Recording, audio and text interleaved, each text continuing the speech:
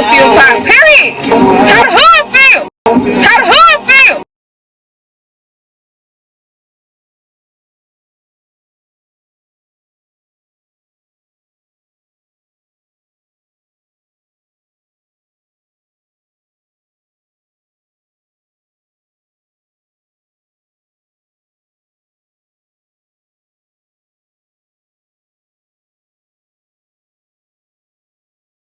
How the hood feel? Rolling? How the hood feel? Drama never know what's going on. Y'all gonna get used to that. You heard? He wanna ask me a million questions when we supposed to be here talking to y'all. Just when y'all see him asking me all those questions and I don't answer him, just know he know what we supposed to be doing. I think he's scared of the stage fright. You heard? This ain't like rap. You heard? This ain't like the rap game. You heard? Shit. Fuck is up, niggas? Y'all already know it's June Drama. How the hood feel show. We back at y'all. Let's go. One more time. I want to give a couple shout outs before we get started. I want to shout out to all the supporters. I want to shout out to everybody that been fucking with the clips on TikTok, on YouTube, on Instagram, on Facebook. I just want everybody that's seen me and shouted it out. Man, we're going to be at different places this summer. Cookouts, barbecues, all kind of just real good shit, man. We're going to show y'all how the hood feel and what's going on with us.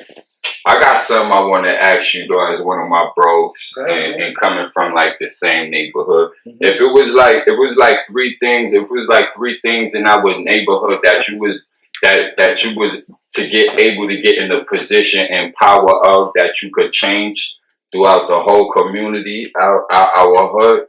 Give me three things that you would change or fix in it. That's dope. I got that too, and that's so fire. I'm glad you asked that. For one, nostalgia, my childhood. Like, everybody think the hood is just some nasty place where all the grimy, nasty, dirty stuff go on at. I grew up in the hood, and I'm sure a lot of people that's watching this show grew up in the hood, you know, and yeah, we did experience a lot of rough times and hard times, but I think that made us the great people that we are today. And at the end of the day, the neighborhood was fun growing up. Yeah, I used to have fun going outside and know, all right, this Wednesday they're going to have a block party. Ain't no school this summer. They shutting the street down. We get to rock out all day. They got the food. They got the music. That was a vibe for me. So much so that, barbecue. Yeah, so much so that even when my hood fell short and wasn't having the barbecues and the cookouts and all that, I was eager to go to my cousins' hoods and celebrate their project day or their block day. And that's fun, man, when we collect together as a community and really do some shit positive and give back to the hood and just mingle amongst each other and spread the love. Like, that's missing. We don't do that no more. It's all about sliding and masses and ops and all that, but I ain't gonna get off topic.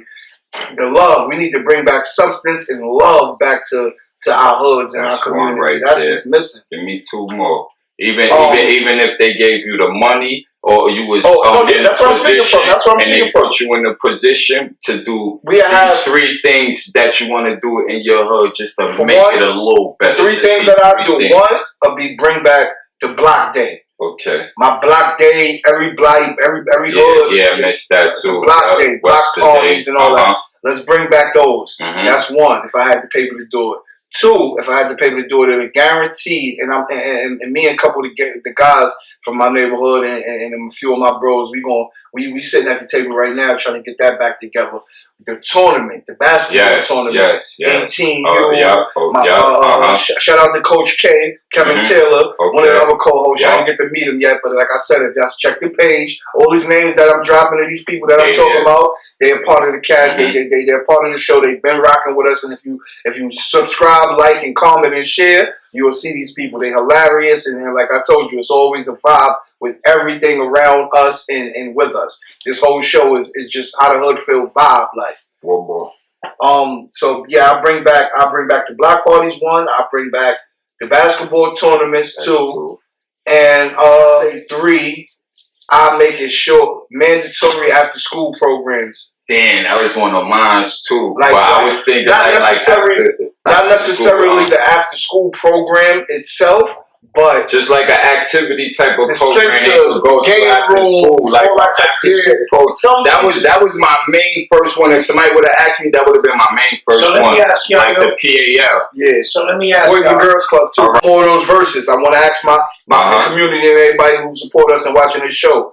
What type of childhood you had? Was you a Boys and Girls Club kid or was you a PAL kid? Both. See, in my neighborhood we had both. Yeah. But I'm gonna stand tall for the Boys and Girls Club, Madison Square Boys and Girls Club. Yo, right here, touching what you were saying with the block party. Yeah. Rafi was one of the dudes who, as young as he was, with a couple of the other guys, was doing that for us. And I think what we missed though, is real older homies. Substance. Checking us young ones. Yeah. You can't check nowadays. The young boys or like people nowadays take checking is like a violation. There's really no respect. Might get a gun in your face. I don't gotta necessarily be checking. Drop the game though. Right. Drop the game. I think one of the things I wish we had more of is more of the older homies. The OGs.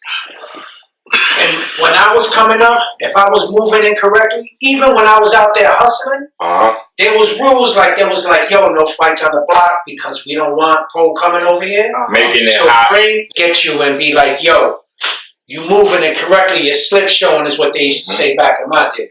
Yo, your slip showing and it's like moving funny style, you gotta correct that. Your slip showing, yeah. I had a conversation with one of the homeboys today. I ain't gonna drop his name in, but I'm gonna elaborate on the conversation because it's similar to this. You know what's crazy? He made me think about something. He an 80s baby too, and you know we got older homies from the hood that we still touch base with, and a few that we not so happy with their behavior and how they carrying themselves today. You know, I feel like that's where the void came in at. See, you really probably can't check these young kids, but checking sound like you're trying to little boy me or you know, and I'm out here stepping for real, so I'm not little to nobody. So I ain't trying to hear that. Yeah, I ain't, don't come at me with that, and I respect that because I wasn't trying to hear that neither. It wasn't no checking, but if you deliver the game in the right way, they're gonna accept the game. You heard? But I think you gotta lead by example. Like I said, what I was saying was. The OGs, like the older homies, like for me, when we came outside, like Drama, you one of the older homies that I came outside looking, you know, and seeing. So like it was a plethora of homeboys in the neighborhood. And my neighborhood, and I ain't bragging on my neighborhood like it's better than nobody else shit, but I'm just speaking on facts on what happened, what I seen from my view, you know, my live is check it out. The homeboys was getting to the money. If I probably ain't know how they was doing it. But I knew it was some money around. Before I could even understand what was going on in front of me, I'm just a kid. I'm outside, you know, manhunting and tagging and all that. I don't know what's really going on, but I see it though. I see the nice cars. I see the jewelry. I see the homeboys, right? Going to supermarkets with Mama Love, 91, 92, 93 and all that. Seeing my first time, the real paper food stamps and all that. Not the EBT card where niggas had the packs. Yeah, when you had to peel them JBs off and all that. You was embarrassed and all that. I went in the store and seen my homeboy Sherrod in the store. I'm not pulling my food stamps out, you heard? Even though Sherrod's father sent him to the store with food stamps. But I ain't pulling mine out in front of Sherrod because when we go to school... And I got my shit, though. I be eating my shit through the desk and my food stamps just get all my candy, nigga. Word up. We got that. I ain't, you know, the time changed. You know, I'm down with evolution and I appreciate still being around and able to do my thing today. But like I said, man, you gotta lead by example, man, to show the people that is still looking up to you, that still will take the game from you. Just give them a real path, you know, and they more eager to follow somebody that's leading by example, that's really doing something that make it look like, all right, I can follow him because he doing some shit, you know. Especially for the homeboys or the people that have been incarcerated. That come out who could give that game. Let some of these youngins know. You know, because not for nothing, when I was coming out, You had to learn how to use your hands. Like no Instagram, like we was really going to the blocks with your bros and they bros. Like yo, where, like I think that's what's missing now. Yeah, I think everybody think they really gotta go go to the blocks or the blocks came to you with the bros. Like what's happening? What we doing? On the internet, you can't get to nobody. They could violate you, order for you. Would never see them. Like I said, I think that's what's missing. What's missing is people don't fight anymore. Now, one thing about it now, you go with your crew, you're fighting. Right, a lot of fighting, knuckles. We go with your crew, you go with your crew, and then boom. You know, y'all two gonna set it off, and after that shit, maybe one of or two other niggas from our crew, but they will be. Whether it was a one-on-one or all of us we all had a rumble, and that was that. We out. We going back down block. Y'all going. We y'all going. Our Boys and Girls Club ain't really have no boxing. I ain't gonna lie to you. I'm glad you brought that up. That's something I always wanted to bring to the hood too, as far as like the kids with the boxing shit. Yeah, to go back to what's your 3 things that you'll bring if they get you to pay? That was one of them. My one was the Boys and Girls Club thing. So they got like stuff to do, after school, everything and all that. And I always wanted to do guns, blickies down and gloves up. Yeah, you know what I mean, with trophies. You know, everything and all that, but certain ages with the kids, because I like boxing, you know, so I will want to do that. And then my third, that was my 2, but my third, my main third would be just to fix stuff up in the hood that need to be fixed or cleaned up. That's it. Get a crew together and stuff, because I got the money for it. They saying I got the money for it, and I can make it happen, and just run around and fix everything around that need to be fixed up, whether it need to be painted or this need to be done or that need to be done to it, and just fix it up and make it look good. Yeah. The park look cool though. The park look beautiful. Like I said, certain things we just got to get back to doing to make it good vibes and good environments. One thing, let me just say one thing. One thing that they got to get back is like when your mother walked to the store and she came back and she had bags. Somebody would come and help you carry your mom's bag and stuff like that. I don't think I see that anymore. That is ridiculous. Like that's Miss Jane. Like that's Miss Janie right there. You know what's going on with that? Why you don't see that? And like I said, remember I said in the first episode, they try to make the homegirl go extinct. Extinct is my word. Mm-hmm. They try to make everything go extinct because evolution and the way times are now. See, I'm from that too. We was hustling, we was sitting in front of your building, and that's where we be at every day. You came in here with a shopping cart. We stopping what we doing. Everybody stopping what we doing. We gonna carry that shopping cart upstairs. We gonna take care of our community. I mean, we still do that now, like that, you know. But we want to take it on a higher level. Let me ask you this: do you think we lost our sense more of community? Yeah, man, because everything is about the internet or video or this vlog or this podcast or this show or did you catch that fight and it's not really too much real human interaction like I said, the love is a void of love. Like I done seen shit with people where somebody would get shot and people would sit there and record it instead of calling for help and calling police and shit. So they got an account, they gonna record it and throw it up while y'all watching this going on with that person, this content, instead of like at all that time y'all doing recording it. This person need help. Y'all could have been saving that person's life. Everybody be stuck in recording it and just getting that moment to throw it on social media or something. So you think we've been desensitized to an extent? 100%, but not everybody, because I'm a person that indulge in the content, right? Like, and I've been doing this for a long time. Live vision and exactly what we speaking about. Not recording people getting shot, but if females having a fight in the hood, if 2 males having a fight, I'm on that. I was getting that. I got all that footage. Like I was putting that out, and it wasn't more so that gruesome, like at that time, like Ruffy said. And it's something that you need to break up though, because you already know what they fighting for. You know, so it's what it's about and shit. So they getting they one on. Even if I didn't know what it was about, if I happened to just came outside, I was catching. If it happened in my neighborhood, I was catching. Right. But that's just me. Like Lit Vision, this is what we was getting into. Like Lit TV, like we gonna have the fights. Like everybody know. When they see Be Real coming through, he gonna have the camera. Like this, is what we doing, and I'm bringing that back, right? Because now we got a lot of people that ain't with us no more, you know, and That'd be hard. That'd be hard on me because I got a lot of homies and homeboys and homegirls that ain't here with me right now that really affect my situation. You know, my day to day. Like sometimes nigga be going through some shit and wish I could have just call somebody and have a conversation with them about, you know, how rough things going for me, you know? And it's just like that void is missing. But then I remember, hold on, you the camera dude. You get into this. This production stuff is what you like, right? Go check your files and see where that footage at. So now I'm able to go sit back and watch a movie that me and Drama put together, decisions to where I got people in the foot in that movie that we did, that little a brief hood movie we did, that they not no longer with us, you know? But I get to enjoy that. I get to relive that day over and over and hear their voice like they still with me, you know? And that shit just that helped numb the pain, you heard? I got one more thing I want to touch on before we go, right? Like bros that snaked you before, right? But you ain't you ain't never you really never did nothing to them ever.